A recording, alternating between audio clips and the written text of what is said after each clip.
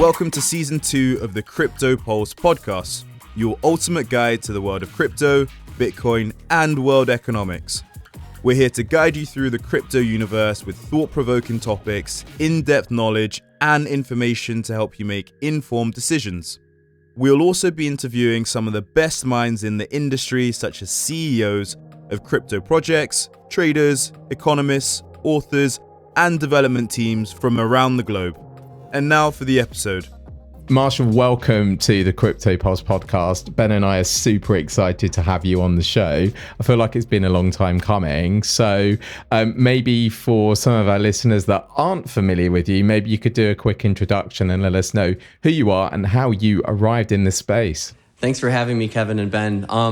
My name is Marshall Hayner. I'm the CEO and co-founder of Metallicus. We're the company behind the MetalPay app.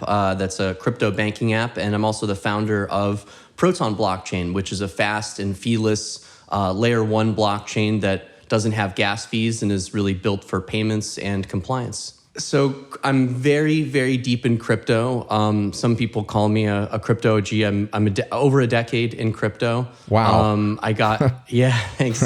My first kind of technical startup started, my first crypto startup started 10 years ago, in 2012. I got involved in 2009 in crypto. I was one of those early lucky people that got some of those early Bitcoins. About to get my Mt. Gox Bitcoins, apparently, if they'll ever let me get through that process.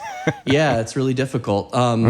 It's like they made it really hard. But I got involved very early on because of BitTorrent. And I was a child of the internet, was born in the 80s, grew up in the 90s, and always played with, playing on the computer my whole life. And when I was, my teens, when I was going off to college, Napster was a big thing.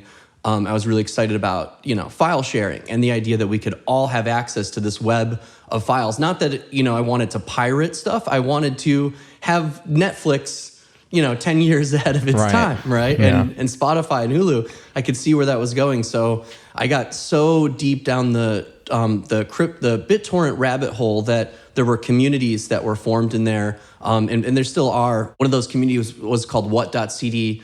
A predecessor to it was called Oink. And it was actually a community of people that really wanted to share music. It wasn't about, like I said, like getting a free album or something. The people that were on this would spend more money on music than they ever had in their entire lives, creating kind of the Library of Alexandria of music. And I thought that was so cool. And an artist showed up named Trent Reznor, the front man of this band called the 9 Inch Nails, which I was a big fan of in high school, still am. Yeah. And when Trent showed up on What and said, I want to release my album, I was a moderator on there. I locked his thread and said, yeah, fake Trent, you'd have to prove that you're real, otherwise I can't unlock the thread. And he did by tweeting it. And so then I unlocked it and I said, I'm not worthy. This is so cool. And everybody talked about different ways for Trent to get paid. And then BitTorrent came up and I immediately Googled that and found the early Bitcoin white paper on p2pfoundation.org. And I just thought it was so cool. For me, it was kind of like, that is the decentralized money of the decentralized web. I almost immediately emailed Bram Cohen, who's the founder of BitTorrent, because I had been kind of chronicling him and watching his journey with BitTorrent, and said, this is the decentralized cash solution to your decentralized data problem. How do you monetize it? And he said, that's a scam. And amazing. I said, no, it's not a scam. And I kept going down the rabbit hole. Bitcoin Talk appeared. I got early Bitcoins. I was one of those guys with the original Bitcoin QT wallet on my 2008 MacBook Pro, mining before ASIC chips were a thing. I brought my 2008 MacBook Pro completely destroyed into the Apple store, and they said, what were you doing with this? And I said, mining Bitcoin. And it was completely warped where like the heat would come out by the monitor. And, that was really the beginning of my journey. I thought if we could have a PayPal from the very early days, I thought, well, this is cool, but it takes me about 30 minutes to boot up Bitcoin QT. 20%, 30% of the time it crashes. It's a really crappy payments experience. Also, Bitcoin is not really exchangeable in many countries or places. At the time, there was no US exchange. People would go onto this thing called Internet Relay Chat, and trade in these chat rooms that were really geeky chat rooms like BTC, OTC, and Bitcoin Wizards. And this is where we would trade Bitcoins peer-to-peer for literally a check in the mail, a cashier's check, a Visa gift card. I have alpaca socks and some lip balm and t-shirts and things. Shout out to Bitcoin Not Bombs, early people that were building, and it was a lot of crypto anarchist kind of thing. It was a different vibe, but again, I was a nerd in my teens, so I read all the cypherpunk scenes like 2600 and stuff like that, and was obsessed with that. So to come full circle a decade later and discover that, I just fell in love. And I thought that somebody needs to build a PayPal for crypto. Someone needs to build a banking platform for crypto, because unless your bank and cash can interact with this, it doesn't make sense. And for the first 2 weeks when I discovered Bitcoin, I really struggled to wrap my head around RPC and the documentation, how it worked, because I'm a technical guy. I'm a developer myself, but I'm a crappy developer. I'm more of a business mind, but technical business mind. I couldn't figure out how does it plug into Visa and traditional payment systems. So that was the very beginning of my journey to build a crypto PayPal. And by 2011, I moved from Massachusetts to California. That's where I went to school, Northeastern, dropped out like every good entrepreneur, moved across the country and landed in San Francisco. And my tech crypto journey almost began instantly. I didn't intend for it to happen that way, but that's the way that it happened. And started that journey in a year after I moved there in 2012. And that was kind of the very beginning of my first crypto startup. Was called QuickCoin. I've been talking for a long time. But No, this is great. Long background. I like to get to know the person we're talking to, like their background and how they got into this space. What's really cool to me is that you as soon as you found Bitcoin and saw the white paper, you were like, you got it straight away. And like, that's quite something, because I think even most people, even techies and geeks were like, yeah, okay, cool. It's just like digital cash, but you kind of got it straight away. So congratulations on mining those Bitcoin on your Mac. I wish that I had a thesis more about hoarding it than spending it. My thesis was that if I could send it to someone from my computer from, California to Massachusetts, or from, San Francisco to Shanghai, or some other part of the world, then I could prove that this technology really does work. And then, and what I wanted really was a stable coin, but I didn't realize it yet. But I was trying to experiment. So I had thousands of Bitcoins moving around in my original wallet.dat Bitcoin QT, my original Bitcoin wallet. And I was sending them around trying to prove that, that we could make payments with it, when I really should have just been hoarding it. And my first startup, 2012, it was called QuickCoin. By 2013, I found a co-founder. I kind of made it official. I went full-time into it. It was actually 2013 it was around my birthday in March of 2013 when Bitcoin had gone all the way kind of from $20 the previous year to $265. And that was when I dropped everything that I was doing and said, okay, it could go to $1 million a coin. And I could see that, 9 years ago, okay, wow. And that's when I went full swing and I dedicated my career to building in cryptocurrency. And I built my first app called QuickCoin. And it was a simple to use Facebook wallet where you'd log in with your Facebook account, because most people couldn't still can't, manage private keys. So you would log into your QuickCoin Facebook wallet. You could send Bitcoin to people over Wallpost or over Messenger. And by 2014, that just exploded. One day I woke up and my whole Facebook feed was people QuickCoining each other. My grandmother called me and said, is this your app? Because I just sent your sister and my tennis friend some Bitcoin. I got some Bitcoin and sent it with your app. And I knew, okay, now we're really, starting to touch on something very big. We got about 1 million users in a little under a month, and it exploded. It used the Facebook social graph to expand. And during that time, it was late 2013 that Dogecoin first formed in December of 2013 from Jackson, Billy, and Christine, the original founders. And someone asked me, should I buy Dogecoin? And I said, what's that? Again, I just like Bitcoin. I just Googled it, found the thread about it, and immediately contacted Jackson. We hit it off and became friends. And I got involved in the early Dogecoin launch and also was part of the Stellar team, the early Stellar launch in 2014.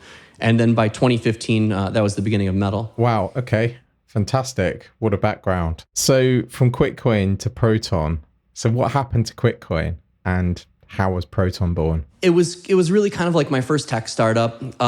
First startups are hard. They say all the time, your first startup fails.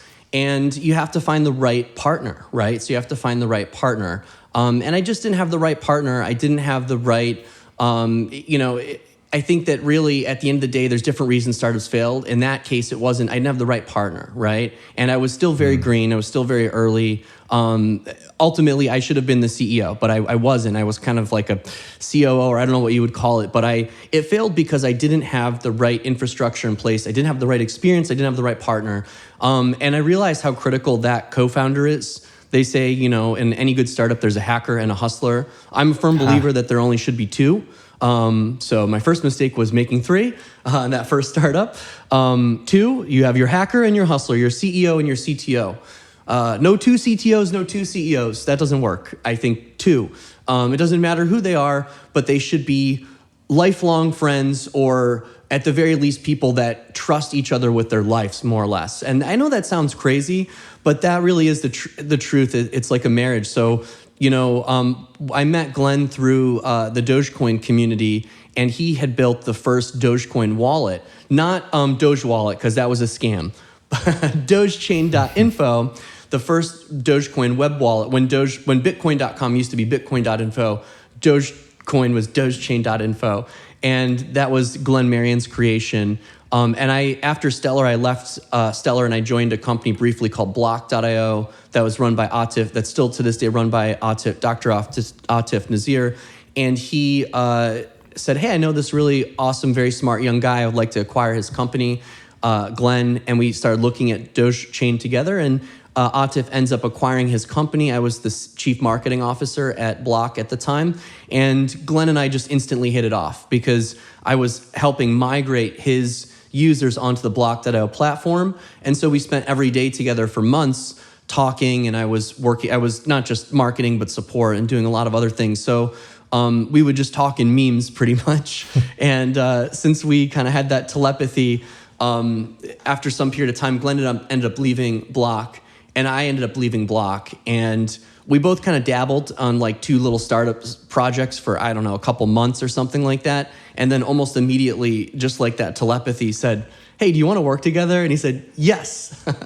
And it made so much sense because, when I met Glenn, he was working on Dogechain, but also he had this aspirations to make a payment processor kind of like BitPay. And he had seen what I had done with QuickCoin and saw that I wanted to build a, consumer, also enterprise, but a consumer first banking app for cryptocurrency. And that was kind of like this mesh where we both were aligned in our goals. And so that was the very beginning. And, in 2015, then officially incorporated in 2016. It's an incredible story, Marshall. It's so impressive. I love meeting people that have kind of been on that journey where they've had a business or had a startup which has failed. Because I kind of hear what you're saying, which is that first business is a great training ground, right? Like you learn so much about how businesses operate, how to scale. And it sounds like you guys scaled so quickly that you very quickly had to become sort of like the chief exec of a business, having never run one before. I mean, that must have been quite a scary position to be in. Yeah, and tech is so different than traditional business. In tech, traditional small business, you want to start a restaurant or you want to start some small business, it's completely different. You don't you're not going for venture fundraising, the corporate structure that you're going to form, the valuation, everything, it's completely different. And especially in different parts of the world, right? So in Silicon Valley, forming a tech company, you're in the most competitive place in the world. Be prepared to get burned, to get screwed. Right. People are out to get you in that sense that if you have anything of value, be prepared to have it taken from you if you're not prepared to protect it, defend it, and know how to grow it and scale it. Because that's the other thing too. You can have amazing technology, but if you don't know how to scale it and market it and grow it, that's another problem. So there's so many different aspects, but if you don't have the right team and the right founders, you will you will implode internally. And that was what I learned. I selected a co-founder early on because I said, oh, well, on paper, that person has exits, they have experience, but do I know them? Do I trust them?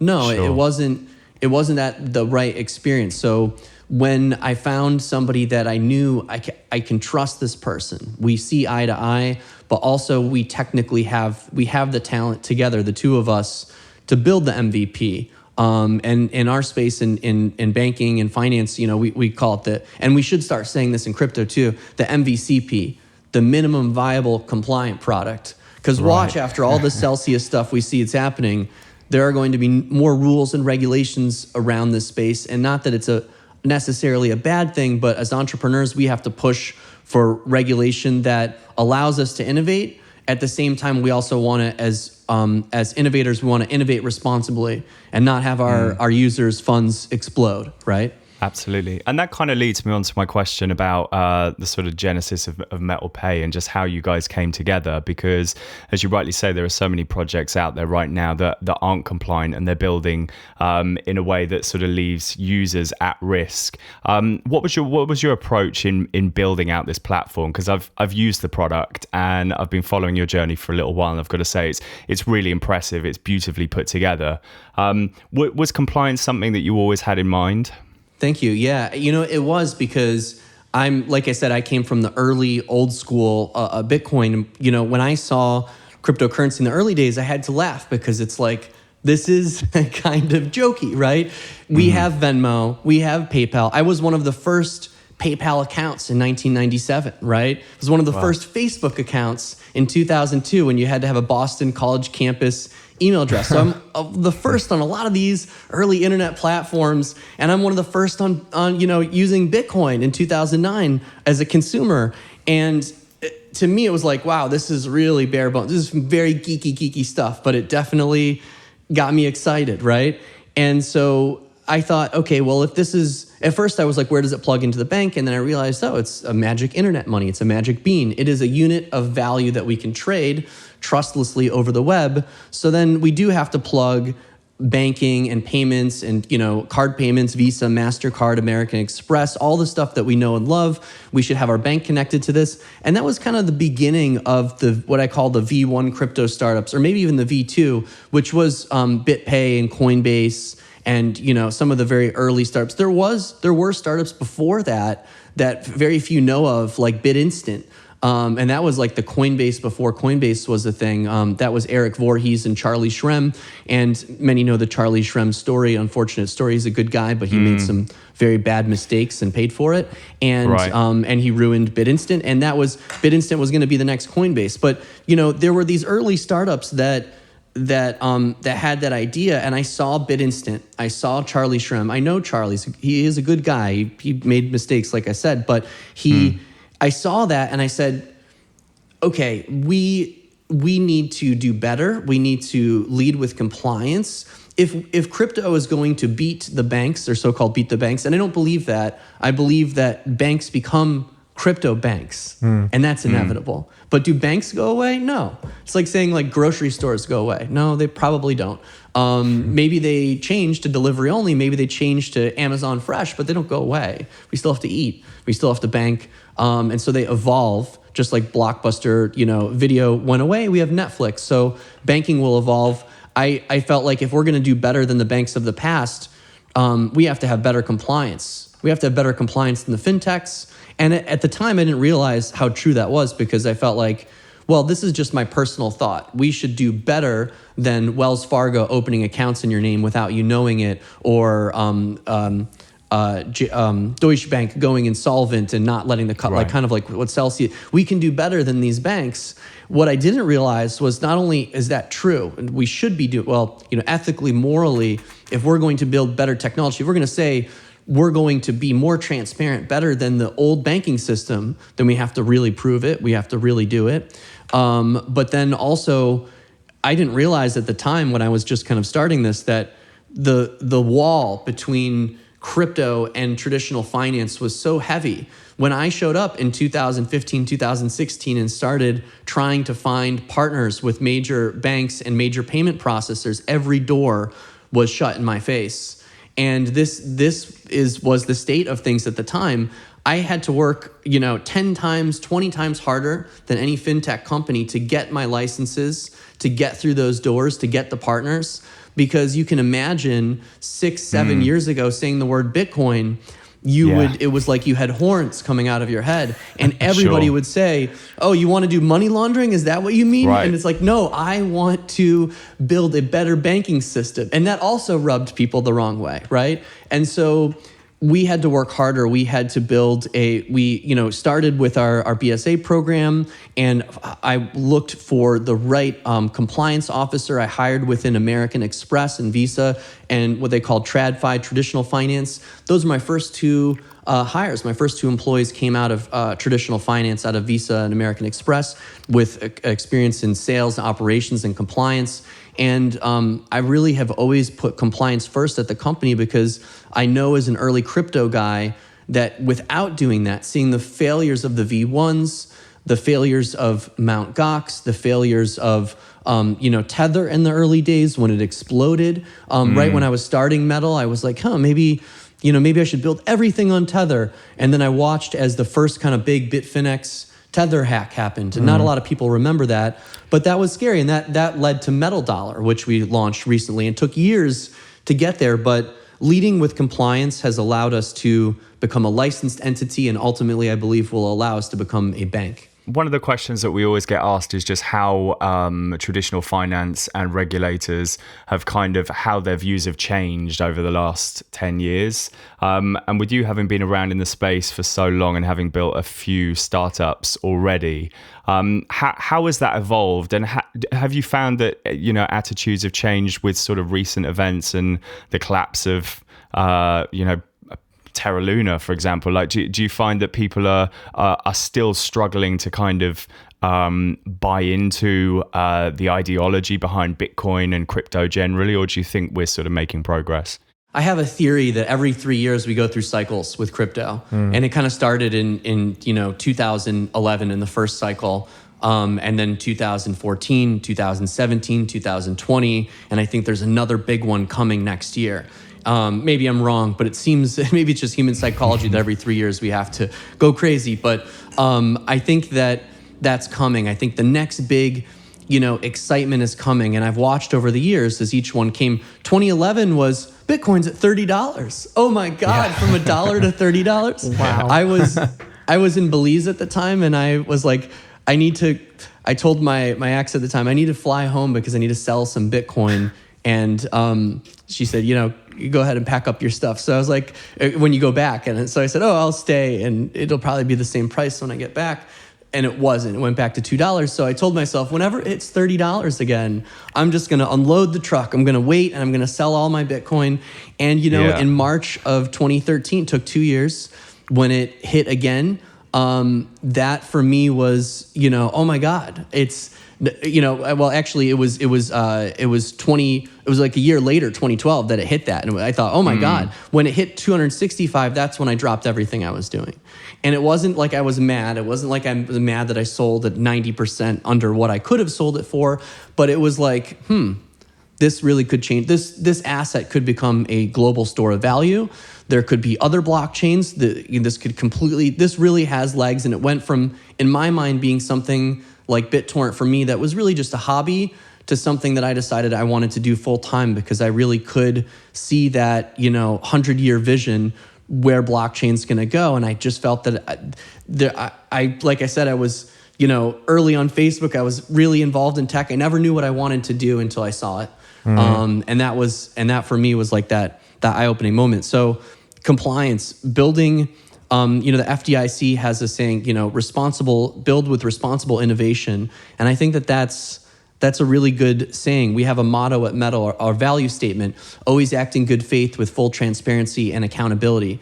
Right. And that is, we used to have, when we had an office before COVID, we had it written on the wall. Because how are we going to be better than the banks, the existing banks? How are we going to, as a crypto company or crypto banks, how are we going to embody the spirit of the blockchain and be more transparent?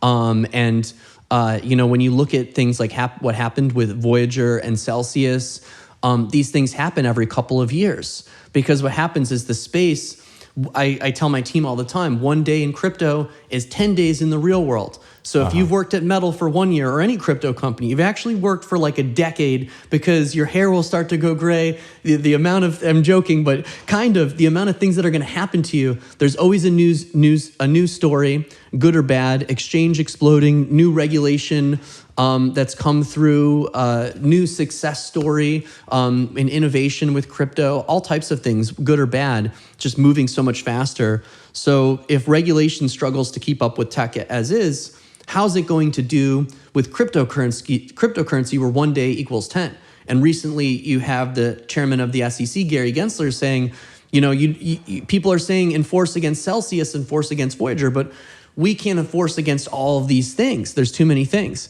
And also I think that the current mindset, at the SEC is also maybe semi-anti-crypto too. So it's like, we've got some things to fix, right? And I think that, but even Gensler, who may be kind of maybe pro-Bitcoin, anti-altcoin, even he sees the potential. And so I see that and many regulators see the potential. And I think that's what's changing is, 10 years ago, this was this nascent technology. It was new, it was kind of scary. And so the reaction to it was either don't care or it's bad. And now it's, at the center of everything. It's crazy because you go to a fintech conference and it's all crypto. You go to a political conference, what about crypto, right? It just keeps coming up at the center of a lot of different areas, from just, I would say specifically in technology, but just in many other areas. And I think that if we get it right, we have the opportunity to change the world. If we get it wrong, it can be used. It's a tool that can be used also for very bad things, like a surveillance state, right? Like what's happening kind of in China, where you try to get on the train and oh no, it's like the Black Mirror episode, right? We don't want that. Well, that is obviously the danger with CBDCs, is that it could be used for that, for authoritarian, totalitarian governments. And, we pray that it certainly doesn't happen in the West anyway. But this technology is so powerful. And I love that you have that guiding ethos in your business. I think that's really important. And I think these companies that we've just seen go pop haven't had that, because they've just been greedy and tried to hide things underneath things. And all of a sudden the house of cards comes tumbling down, and that does no good for this space whatsoever. Yeah. And I would say on the CBDC, I'm really excited for it.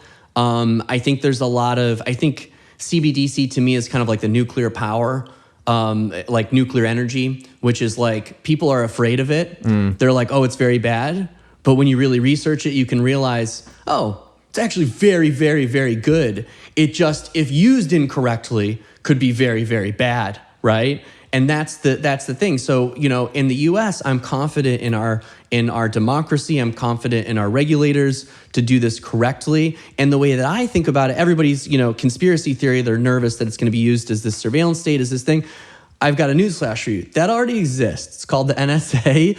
It's already out there. Everything you Google, everything you've done.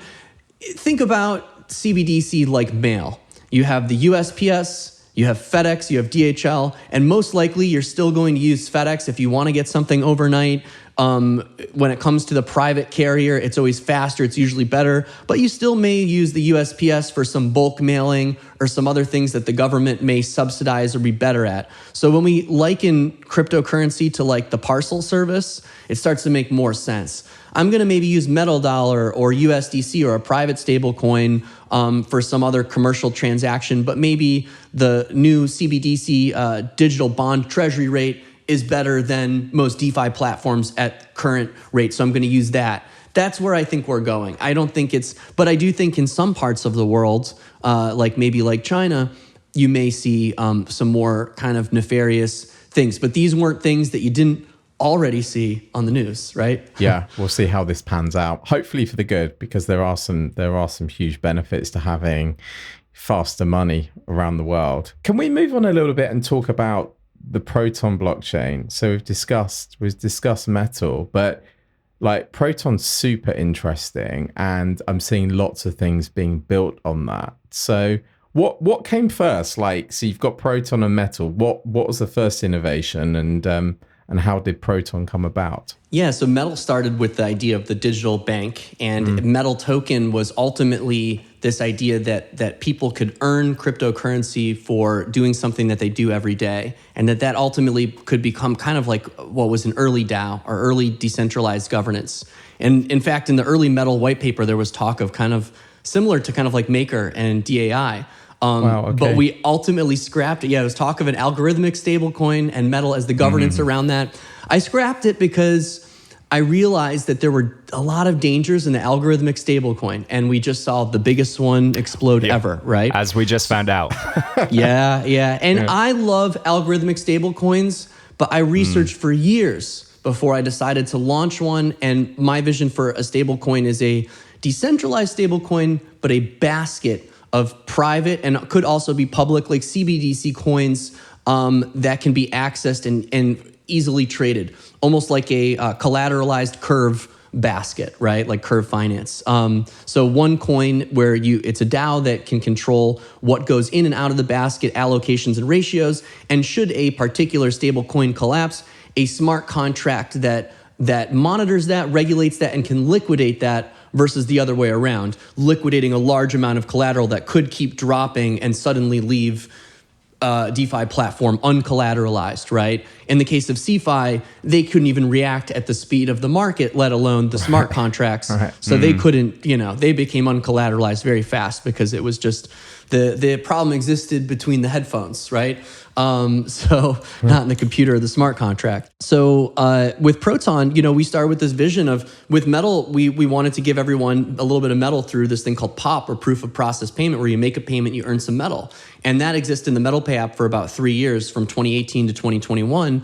But we never were able to do it on Ethereum because the gas fees. And even in 2017, when gas fees were only 10 cents, only 5 cents, I knew that even that's a lot, because if I want to give somebody a POP reward for 5 cents, can't do that.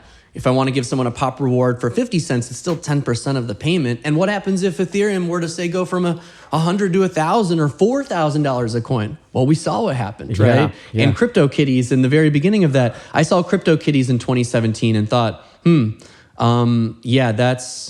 that's problematic, that you need a blockchain that will scale. So I started with this idea called XID, Ethereum Identity, because not only did I want something that would scale, but I wanted a blockchain that we could really easily build a decentralized identity on, because I knew that eventually the banks and the blockchains would do this. And that's just beginning to happen. We're seeing the very early parts of that happen. So with Proton, we wanted to build a fast, scalable layer 1 blockchain, no gas fees, digital identity. If you're Kevin, I don't want you to be 0x whatever. I want you to be at Kevin, right? At Marshall, like something that I can recognize, like a screen name, like we're used to, or an email address. So I started with Ethereum, and then ultimately I landed on EOS.io because it had the resource model to do this. And I knew that proof of stake was the future, because I could see that as an early Bitcoin, early crypto guy. I will just say it, I'm not a Bitcoin maximalist. I love Bitcoin, but I'm not a Bitcoin maximalist. I'm anti-proof of work. However, shout out to my friend Ahmad and over at the Metal CS team. Decred hybrid proof of work, I believe in that. But proof of work was originally meant to be this alchemical thing, right? It is a way for people to compete while securing the blockchain. So we're competing for the block rewards while we're securing the blockchain, so that whoever can guess the most times per second against the nonce will win. Whoever gets 8 nonces on the hash will win.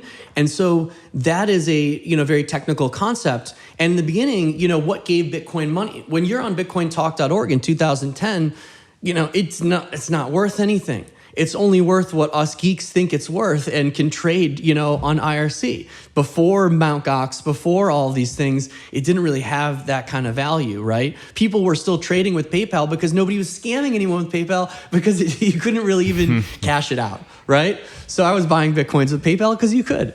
And so without getting robbed, basically. And so yeah, that was the beginning, but we don't need electricity anymore for the consensus. And somewhere along the line, Bitcoin became this kind of pseudo religion, I would say, where people said, okay, we must we must burn the electricity to have the consensus. The early proof of stake kind of coins emerged in 2013, 2014 that really didn't show the promise.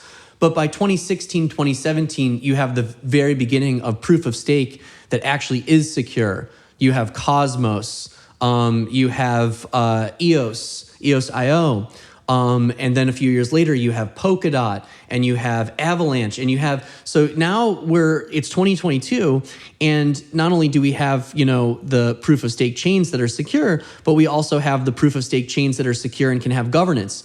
And what I saw was a need for governance that wasn't there. I saw what Maker had done, and it was beautiful. It was wonderful. It was on Ethereum, but I hadn't really seen a blockchain do it. And I saw EOS having all the technical, EOS.io, the code base, have all the technical tools, but the EOS token have just unfortunately, just a lot of muck around the launch, the token sale B1, the fight between B1 and ENF, the internal fight, and then the fact that the governance just fell apart. When it came to governance, everybody bullish B1 said, we'll do it. In the end, everybody said, we won't do it. And now they're in a big lawsuit. So I saw the opportunity to take the EOS.io code base, fix the resource model in the sense that I shouldn't have to show up with some EOS or have to show up with some coin. I should be able to show up and through the governance, be able to just have some resources granted to me. So if I just open a wallet, if I just open a Gmail account, I'm not expecting Gmail to be like, all right, that'll be $19.99. Hotmail would be the email that we'd all use if that was the case, or something else, right? So it's freemium model. That's how the web works. That's what I wanted to build with the blockchain. And that's what we did with Proton. We built the Proton Consortium. We created a new governance model. We changed the resource model of EOS.io, some minor changes, but ended up with a massive result, which was a fast, scalable blockchain. We also changed the naming convention. So the account names are human readable names on Proton by default. And it had an incredible result. We created a user-centric blockchain that you can show up to, and you don't have to know anything about crypto. You don't have to have any Proton in your account. And you can also just be at Marshall. And then you can get the green check mark too, right? So you can be and that's decentralized as well. So you can be at Marshall on the blockchain, and people can know who you are. And that's really important, because as we get into that part where banks and crypto go together, the bank really does want to know who you are. And it's not necessarily a bad thing, because the bank and the CeFi entity should be there to protect your money, to protect you, hopefully not to lose it, to protect your keys, to protect your finances, and to protect you from malicious attackers and entities. And if you want to self-custody, that's great. And I think that's what everyone should do. But there's a layer of steps from the layperson to the more advanced crypto person. And really, it's my goal to bring people to that experience, right? But we need to give them the metal pay first to get them onto something like Proton. And then using Proton decentralized identity in the future, you become Kevin with the check mark and you verify with biometrics. You can now have the option to store your key, or a form of multi-sig of your key, where you could biometrically authenticate and get your access back. So imagine never losing your private keys again. What does that mean for crypto? That's the future. And in that example, with my biometrics stored on a blockchain, so it's my data, my information that cannot be accessed or used by anybody. Because it's one of the fears I have when we're doing biometrics even with banks that we use now, or even like on my MacBook, when I put my finger on it to open it up, I'm like, oh, shit, like Apple now has my fingerprint, and that's in a cloud somewhere, right? Exactly. And, this is why we built this wallet that we call, it's a wallet and digital identity passport called webauth.com. And, you raise a great point. I love the Apple ID and the Google ID. I love that sign up with Apple ID. It's so great. Check out with Apple Pay. It's great. Efficient. But it does raise a lot of issues around privacy, and it does raise a lot of, and I trust Apple, right? But, it still is, the web should be open source. The web should be decentralized. I firmly believe that. And we should have the ability to connect these platforms. So web authentication is an open source technology that was built at Stanford. And the biggest companies on the internet, on the web, like Apple and Google, are embracing web authentication. And web authentication is the ability to sign on the web in the browser using the secure element on your device. So not a lot of people realize this, but your iPhone, your Android, it actually is a tracer. It is a ledger. There is a chip on it that's the same piece of hardware in your ledger and your tracer. It's just not utilized in that way.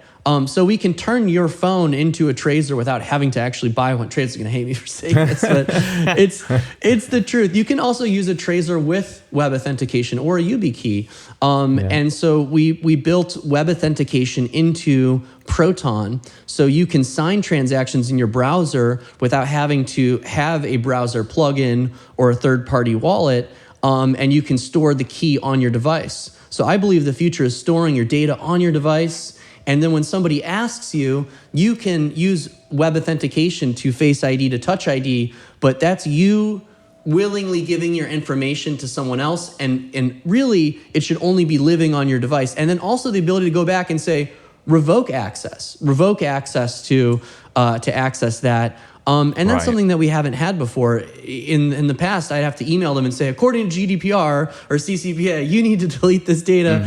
Versus, I'd love to just go hit a trash can icon and just yes. And that's what WebAuth is, right? And so when you sign in with WebAuth, now I can say, oh, I'll grant some permission, but I own the data on my device, right? And there is some data stored on the blockchain, but nothing that's personally identifying that I have to give up. And when I want to grant it over, I'm signing with my encryption keys. Also, when it comes to authentication, isn't it crazy that we use OTP with a 90-second period or 60-second period of vulnerability? We leave our app, we go to Auth Authenticator, we type in a code. Why 90 seconds? Because nothing could possibly bad happen in 90 seconds, or could it? Weakness for 90 seconds versus no weakness, and just using the cryptography that we use with cryptocurrency today, the Diffie-Hellman public-private key cryptography. We can do that. And that's what web authentication is all about. I want to Face ID into something. That's much better than having to leave the app and get a code. Oh, wait, it's almost expired. Go back, get it again. And I'm insecure for 90 seconds, right? I mean, aside from security and sort of data sovereignty, what else are you really excited about? Like, what other problems are you seeing that that blockchain can solve going forward? Because we hear about, how we're going to potentially replace huge parts of traditional finance, and how Web 2 infrastructure can be, improved with some of these blockchain solutions. I mean, is there anything in particular that you think, oh my God, this is the big space that it's gonna revolutionize, or where it's needed most? Yeah, interconnectivity. Connecting everything, connecting all the dApps. And that was really what Proton was built for. You think about like Venmo. Venmo only works inside of Venmo. And then what is going to be the option, USDC or some other private stablecoin on which blockchain, right? And so by building Proton as a layer one that could use wrapped assets and interact with other blockchains, but also have this notion of identity. When I look at like the Cash App, it has the cash tag on your debit card. You can get the Cash App card with the cash tag on it. That's cool, but I really don't want like I wouldn't want like a credit card with an AOL keyword on it, right? When I'd rather have my email address or something more open that other apps can use and can connect. So connectivity is what blockchain is going to allow. And once we start to crack that nut between inter-blockchain communication, like what Cosmos is working on, something that we're getting ready to unveil, that we're working on at Metal, that we feel is really what's going to open things up. So when all banks and payment apps can instantly communicate. And that's kind of the idea behind Metal Dollar as well, right? A stable coin that other banks can mint and redeem versus just one that they have to sell through OTC or liquidity providers, other exchanges at exchange rate, versus one that they can actually mint and redeem one-to-one. So in the future, you don't just withdraw, buy stable coin with the balance in your bank. You hit mint and you've got Metal Dollar one-to-one in your wallet. You hit redeem and you've got it back in USD. That's going to be the future. So that interconnectivity, and when I should be able to send you a payment from MetalPay to Cash App to Revolut to Monzo to Coinbase, and we're all connected on the same protocols, right? So we're in the early days of protocols, but once all these things start to connect, we start to have that connection. That's really where I think that finance begins to move at 100x, 1,000x the speed that it used to. And that innovation that's happening in the crypto space starts to carry over to Wall Street, to banking, to other areas. And it's like the meme where like we went from a regular city to flying cars and utopia. That I think that's where we're starting to go. Crypto moves, like I said, at 10 times the speed of normal tech. I think that some of those aspects will start to bleed out and rub off on other areas of technology. When I think about decentralized identity, that's a really big one, because once we start to have open identity, right now we have that Google identity, we have the Apple ID. That's great. It's still kind of limited. Maybe give my email address, hide my email address, make a payment through Apple. Okay, but what about when that information can, you could request a credit score and you get a pop-up in your phone. Hey, car dealership that you're at trying to buy this car wants to run your credit. And instead of filling out some document, I just hit okay. And instead of getting dinged on my credit, I don't get dinged on my credit. I essentially get some points because once I, put the down payment on the car and I do all of these things, it also recognizes that. So evolving the credit bureau score, evolving social connectivity. When I sign up for an app, they're actually, a fintech app, they're actually running all this anti-fraud and different stuff against you. Are you a scammer? Have you ever put in a bad credit card on Amazon or any other website? Is there anything to be worried about you? There's all these things that are happening behind the scenes when it comes to fiat that we're not thinking about, also crypto. And, it's not just the anti-fraud for apps that they're dealing with, but it's also the service. What if the second you signed into an app, I could give you higher tier service, premium features, because I could know some more about you. And I only know more about you because you let me know more about you versus I secretly took it without your knowledge. Right. And that's kind of the Web 2 way. I secretly scrape it through cookies and data versus the Web 3 way, which is if you give it to me, I'll give you some governance tokens. I'll give you some participation in this system. And as people become more entrenched in the systems, we start to and I talked about, there's an early video floating around from 2016 where I'm hiking through the woods and I'm talking about the future of finance. And in the future, everyone will have their own coin. Every company will have their own coin. Every person will have their own coin. And do you still believe that? I do. It may not be like, it's not going to be like this crazy mess where there's all these coins, you don't know what they do. It's going to be the brands that you subscribe to, right? A Tesla coin, an Apple coin. And those could be free-floating values like commodities. And then also when it comes to dollars, I like USDC. Oh, I like metal dollar. Oh, I like the US CBDC because it has really great treasury bond rates or whatever. Everything's going to have its own little perk, and you're going to subscribe to those brands. And you already do through all the stuff that you spend the money with, right? So why does it not make sense for those things to start to become part of your wallet and part of your financial experience, but also your journey? Why should you not be able to be a part of those communities more so than just being I guess kind of the product, right? What's the saying? If you don't know how they're making money, then you're the product, right? Yeah. Then you're the product. Yeah. But this is what Web3 is doing. Right. You're no longer the product. You're part of the experience. And any part of the product, you're co-creating it.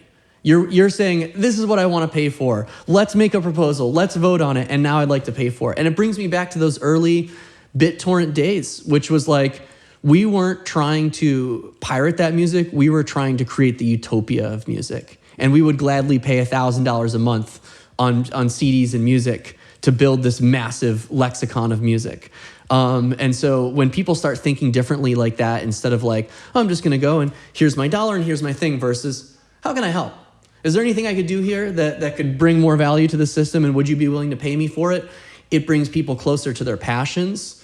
It creates more satisfaction. It creates more authentic communities, and communities is really what drives everything from, society to small business. So, and I say this on almost every podcast I go on, community. It's the most important thing, not just in crypto, in life, but in crypto, community is everything.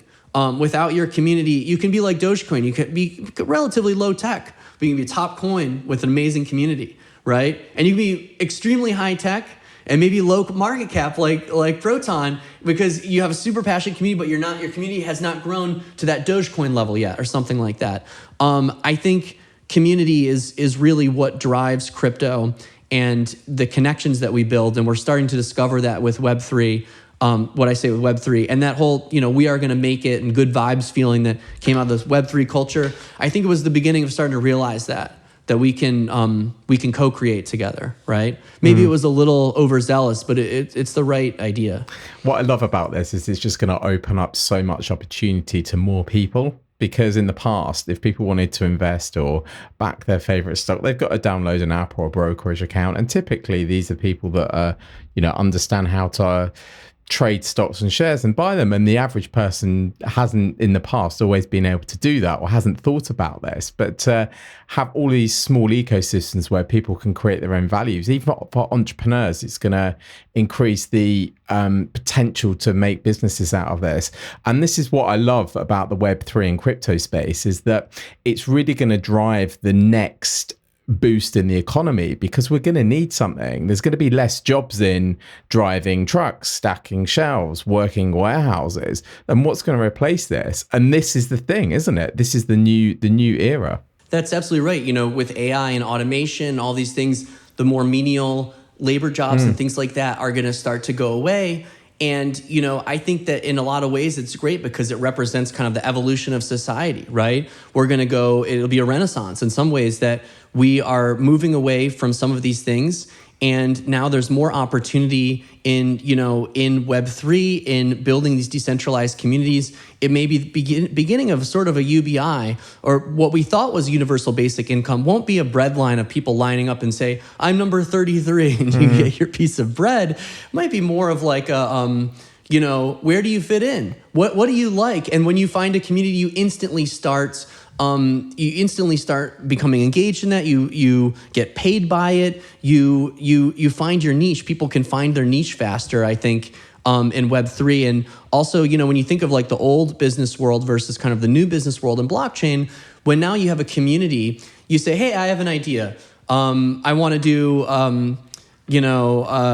do universal dog walking on the blockchain or something. Well, nobody shows up to that community because maybe it's not a good idea. But then maybe somebody says, hey, I want to build a universal credit scoring protocol, and 20,000 people show up and they say, hey, I used to work at the credit bureau at Experian. I've got some ideas.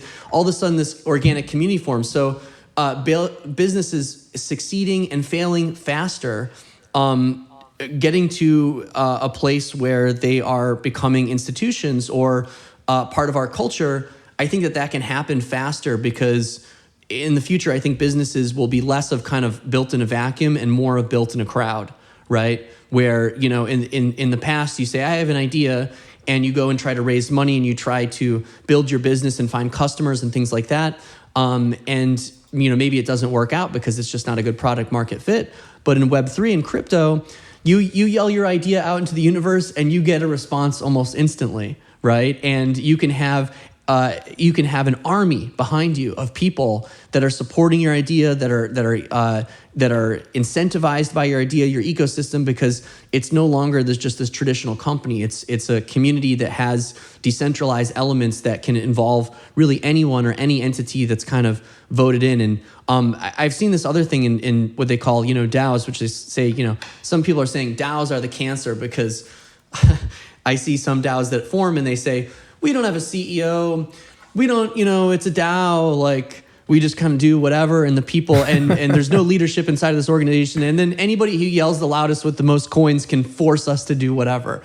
That's not where we're going. I think that in some cases, some entities have used a DAO as an excuse for poor business leadership and management. I think true DAO in the future is most likely composed and comprised of other corporate entities with true leaders, with leadership, with revenue and other things coming into DAOs. Also individuals as contractors or individuals as corporations and things like that coming in, and really powerful stuff forming. A DAO isn't an excuse to not run a company properly. A DAO is a formation to bring other companies together and align their vision in an anti-competitive environment, right? In an aligned environment. So I think that's where we're going to go. Yeah, I think we've seen lots of young, inexperienced business founders in this space starting things in good faith, really, with great ideas, but unable to sort of get to that point where they're executing efficiently. Just to kind of sort of bring today's episode to sort of a sort of natural ending. I wonder, Marshall, if you've got any advice that you would share to with young founders that are kind of thinking about taking their first foray into perhaps Web3 or blockchain or DeFi, and don't know where to start, because you've kind of been through the ringer and you've been in this space for a while, and no doubt got plenty of valuable things to share. And based upon what you said earlier, 10 years in crypto would mean you've been in it 100 years. So you must have a lot of wisdom. You're essentially 100. I'm like a crypto grandpa. Yeah. Basically, When I tell people about Mt. Gox, they're like, "What's Mt. Gox?" I'm like, "Oh God." Years ago. Long time ago, before your time. I had to walk uphill both ways to get to Mt. Gox. So the number one thing, and I say this all the time, different podcasts, different events where I'll speak at, I'll say community. Community, the first thing you want to think about is community. What's the community that you want to be a part of? In crypto, if you're looking on the outside of the glass, looking into the store, and you want to come into the store, and the store is the world of Web3 and blockchain and crypto, what attracts you to the glass? What excites you? Is it payments? Is it lending? Is it NFTs? Is it decentralized governance? Is it banking? There's a million different things. Is it social media, decentralized social media platforms? What is it that draws you to crypto? Chances are, if you're interested, you probably already have a portfolio of some assets, or you're in a Discord or Telegram or on Reddit. You're part of these communities. And so if there's something that draws you there that you're already doing, that's probably where you want to look first. You want to go into, what already draws you. And I would say start as a hobbyist. I've hired many people at Metal who just showed up in the community on Twitter and or Telegram and Discord, different places, who just said, "Hey, I'd love to help moderate. I'd love to help with support tickets. I'd love to help. Is there any way I could just help? I don't want to be paid." And many times they don't even say, I'd like to help. They just do, right? And so, and that's what's really cool. I can recognize people in the community and vice versa that want to be part of this thing. It's more than money for them. It's a hobby. So find your passion in the hobby. And this is a secret in life, because if you love what you do and you can turn your hobby into work. I always used to think that if I turned my hobby into work, which was computer science and all this geeky stuff, that I would ruin my life, because I would spend all day at work doing my hobby, and then when I'd get home or get off the computer, I'd get right back on the computer because that's my hobby. But turns out, actually, turning your hobby into your work is the best thing you can ever do in your life, because you'll never feel like you're ever going to work, and you'll also be at your most passionate, your most creative, and you'll find your opus. So go into crypto, look at what's interesting, and just raise your hand. Just start moderating in that chat room, answer questions on Reddit, become friends with the CEO, become friends with the co-founders and people, offer help and advice, and guess what? You'll probably get offered a job. And I can tell you that really is the truth. And if it's a good company, it's a good DAO, it's a good project, a good blockchain behind it, or whatever, team behind it, they'll probably, and you're really that passionate, they'll recognize you and you'll come in. And if not, somebody else will. Somebody else will say, "Hey, come into this chat room." And then you might find something else. But it really is the case, and there is room for everyone. There's so many different areas of Web3 and crypto.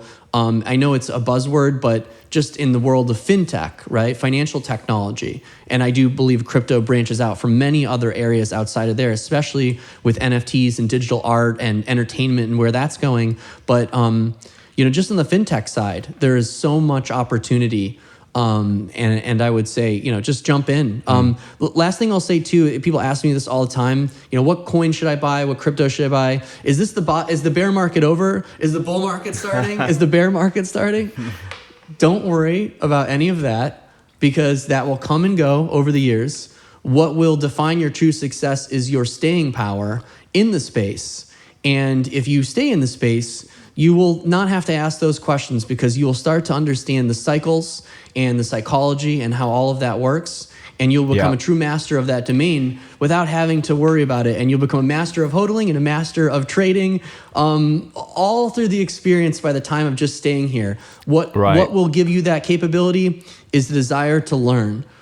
Yeah. Learn everything in the space. Learn how to code. Learn how to write smart contracts, or at least how they work. Just Google everything. Learn everything. The education, it's all up here. The $1 million is in your mind, and you will unlock it when the time is right.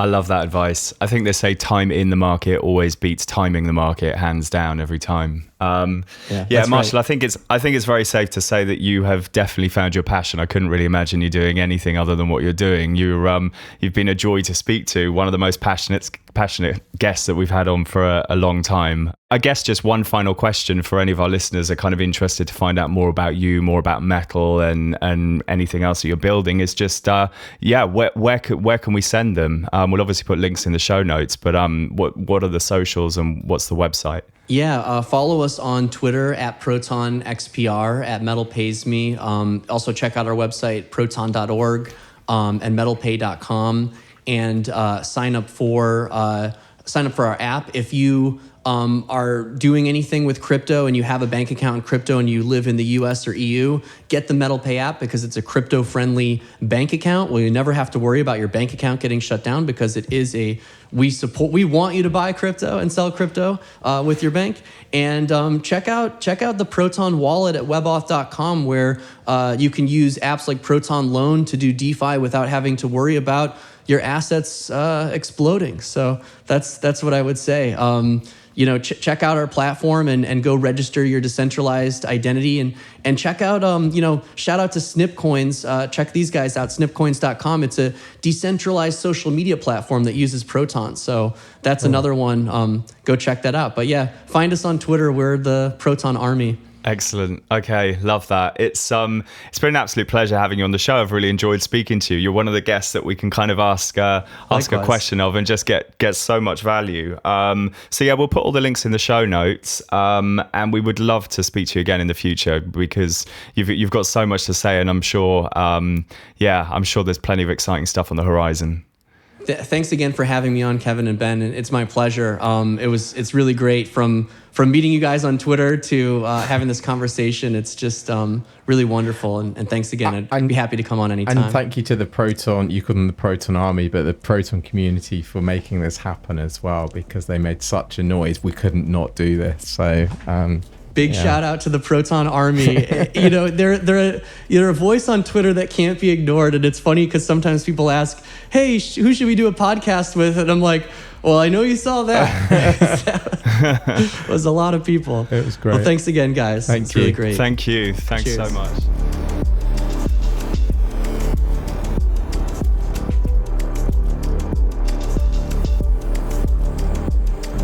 We hope you enjoyed this episode. It would mean the world to us if you could leave a review wherever you're listening. This really does help and allows other people to find us online. You can keep up to date with new releases of the podcast by subscribing and following us on Twitter or Instagram for the latest crypto-related news. Information provided by Crypto Pulse via this podcast, website, social media channels, and any other medium does not constitute financial advice, investment recommendations, or any other type of advice whatsoever. The Crypto Pulse team are not professional financial advisors. Trading and purchasing cryptocurrencies do carry risks, and anybody wishing to partake in such activities should seek professional advice.